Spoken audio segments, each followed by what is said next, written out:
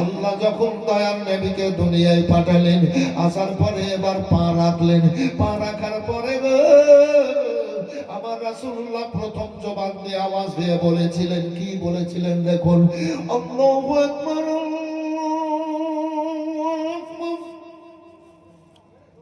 নামটার বরকত দেখেন, মনে হতে লাগলো রহমত বর্ষণ হতে লাগলো। আল্লাহু আকবার মানে কি? আল্লাহ মহান। আর রাসূল দুনিয়াতে এসে বলেছিলেন আল্লাহ মহান। আল্লাহ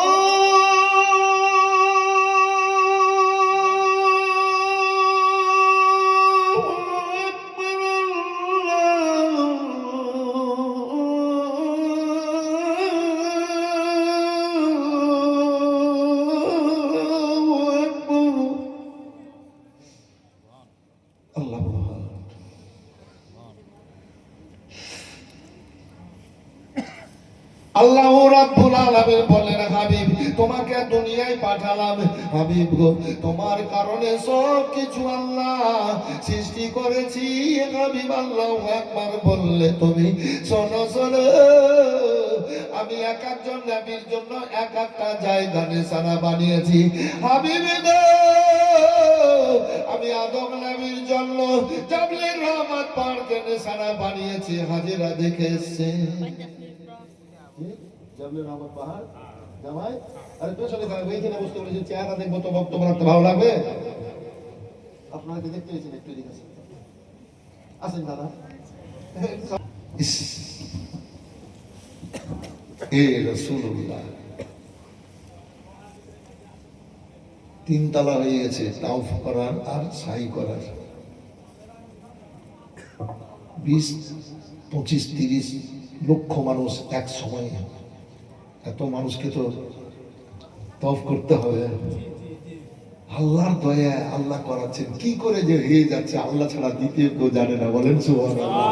আরে আমরা যখন যাই 23 সালে, আগে যে বাঁধনটা ছিল, বাঁধনটা কেটে দিয়েছিল, মানে 60 বছরের উপর বয়সে মানুষ যেতে পাবে না।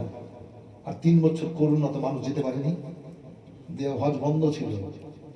আর যে বছরে যায় 23 সালে আমরা, সেই বছরে সব লাইন ক্লিয়ার, যত মন তত বয়সের মানুষ যাবে, আর বাধা বিঘ্ন নাই। তো প্রচুর লোক হয়েছিল, ওই খুব ভিড় হয়েছিল। আল্লাহ সবকিছু কারলে বলা। একটা মায়ের পেটে 1 ফোঁটা তরল পানি থেকে একটা সুন্দর বাচ্চা তৈরি করে, দেহ তৈরি করে রাখছে হযরত। যেমন আমাকে এরকম দেহ তৈরি করে রাখছে আল্লাহ, মায়ের পেটে বাচ্চা রাখছে নাকি? ওই ছেলে যখন মায়ের পেট থেকে বেরিয়ে চলে আসবে, আবার যদি অপারেশন করে যদি ভরা যায় তো বাঁচবে?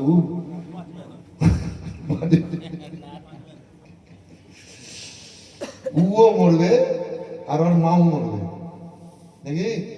10 মাস 10 দিন সুন্দর ভাবে লিয়েছে, কোনো ব্যাপার না। বাচ্চা হওয়ার আগে স্তন দুধ দিল না, বাচ্চা হয়ে গেল স্তন দুধ দিতে লাগলো। দেখেন মহান আল্লাহ কত সুন্দর ফর্মুলার সব তৈরি করেছে। এগুলো অনুভব করতে হয়, মানুষের সামনে বক্তব্যগুলো রাখতে হবে, কি মানুষ বুঝতে পারবে ভালো মন্দের ব্যাপারটা। তো আল্লাহ মহান। কোন জায়গা ছিল বক্তব্যটা? জাবলে রহমত পাহাড়, হ্যাঁ, ছাড় হয়ে গেছে কাবা।